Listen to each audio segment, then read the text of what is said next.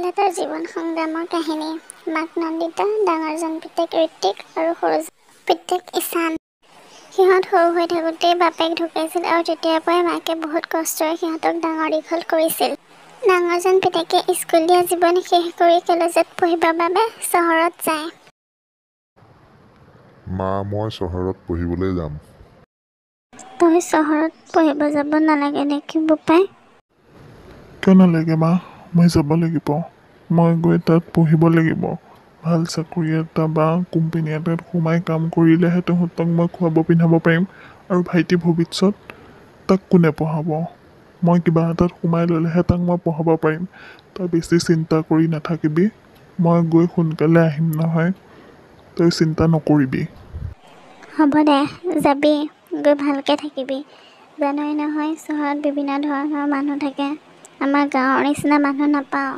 অলপ চাই চিতি চলিবি, ভালকৈ থাকিবি। হ'ব দিয়া, তুমি খালি চিন্তা নকৰিবা। এইদৰেই নতুন দিন এটা আৰম্ভণি হয়। ঋত্বিকে নিজৰ মাক আৰু ভায়েকক গাঁৱৰ ঘৰখনত অকলশৰে এৰি থৈ চহৰত পঢ়িবৰ বাবে যাব লগা হয়। ঋত্বিকে চহৰৰ ভাল কলেজ এখনত এডমিশ্যন লয় আৰু পঢ়িবৰ বাবে মাকহঁতক এৰি থৈ যায়গৈ।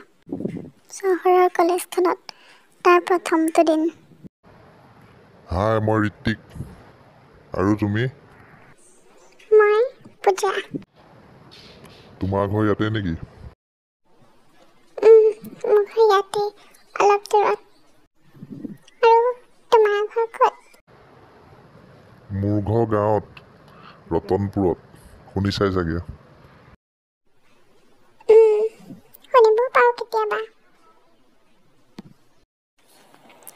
চিনাকি হোৱাৰ পিছৰে পৰা সিহঁতে সদায় লগ ধৰিবলৈ ল'লে। আৰু এইদৰে দিনসমূহ গৈ থাকি ঋত্বিক আৰু পূজাৰ এদিন কলেজ শেষ হৈ ঋত্বিক ঘৰলৈ উভতি আহে। ঋত্বিক, তই এতিয়া পঢ়া শেষ কৰিলি। ময়ো বুঢ়া হৈ আহিছোঁ। মই তোৰ বিয়াখনৰ কথা ভাবিছোঁ। তোৰ যদি কোনোবা চিনাকি আছে মোক ক। মই কলেজত পঢ়ি থাকোঁতে ছোৱালীজনীৰ লগত চিনাকি হৈছিলোঁ। তাইৰ নামটো পূজা। তাইৰ ধনী ঘৰ ছোৱালী। মোলৈনো ক'ত বিয়া দিব? এইদৰে কেইদিনমান পাৰ হৈ যোৱাৰ পিছত হঠাৎ এদিন আহি ঋত্বিকে মাকক মাত লগায়। মা, মা। কি হ'লো? এয়া চোৱাহিচোন কোন। কোন এওঁ? মই যে তোক এদিন কৈছিলোঁ পূজাৰ কথা, এয়ে পূজা। মাকেও বৰ বিশেষ প্ৰশ্ন নকৰি সিহঁতক ভিতৰলৈ মাতি লৈ যায়। ঋত্বিক, এয়াই তোমালোকৰ ঘৰ? এনেকৈ বুলি জনাহেঁতেন মই তোমালোকৰ ঘৰলৈ পলাই নাহিলোহেঁতেন। মইতো তোমাক আগতেই কৈছিলোঁ তোমালোকৰ ঘৰৰ নিচিনা আমাৰ ঘৰ নহয় বুলি। এইদৰে সিহঁত দুয়োটাৰে মাজত প্ৰায় কাজিয়া হৈ থাকিবলৈ ধৰিলে আৰু সিহঁতে হঠাৎ এদিন সিদ্ধান্ত ল'লে যে গাঁৱৰ ঘৰ এৰি সিহঁত দুয়োটা চহৰত থকা। দুয়োটাই মাক আৰু ভায়েকক গাঁৱৰ ঘৰত অকলশৰে এৰি সিহঁত চহৰত থাকিবৰ বাবে গুচি যায়। বোপাই, তই ককায়েক মাতি দেচোন। মোৰ গাটো বৰ বেয়া লাগিছে। হ'ব মা। হ'ব মা বুলি কৈ বাহিৰলৈ ঈশানে আহি বৌয়েকলৈ ফোন কৰে। বৌ, মায়ে গাটো বেয়া, আহিবচোন এইকেইদিনতে।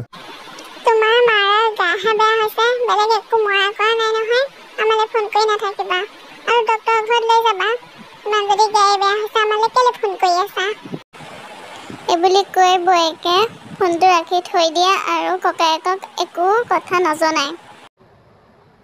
পূজা, কোম্পানীটো আমাৰ হঠাৎ বন্ধ হৈ গ'ল। আমি এতিয়া চহৰৰ ঘৰখনেই ঘৰলৈ একেবাৰে যাবগৈ লাগিব আৰু। এইবুলি কৈ সিহঁত পিছদিনা ৰাতিপুৱাই দুয়োটা গাঁৱৰ ঘৰলৈ বুলি গুচি আহে। মা, অ' মা। মায়ে নাই। মায়ে ক'লৈ গ'লনো? বৌক ফোন কৰি জনাইছিলোঁ নহয়, বৌকে ক'ত কি হ'ল? পূজা, কি হৈছিলে ভালকৈ বুজাই কোৱাচোন। মোক মাফ কৰি দিয়া। ভাইটিয়ে মোক ফোন কৰি তোমাক কথাখিনি জনাবৰ কাৰণে কৈছিল, কিন্তু মই নিজৰ খং আৰু জেদত থাকি তোমাক একো কথা কোৱা নাছিলোঁ। তোমাৰ পৰা সকলোখিনি কথা লুকুৱাই ৰাখিছিলোঁ। মোক মাফ কৰি দিয়া। আৰু ভাইটি, তুমিও মোক মাফ কৰি দিয়া।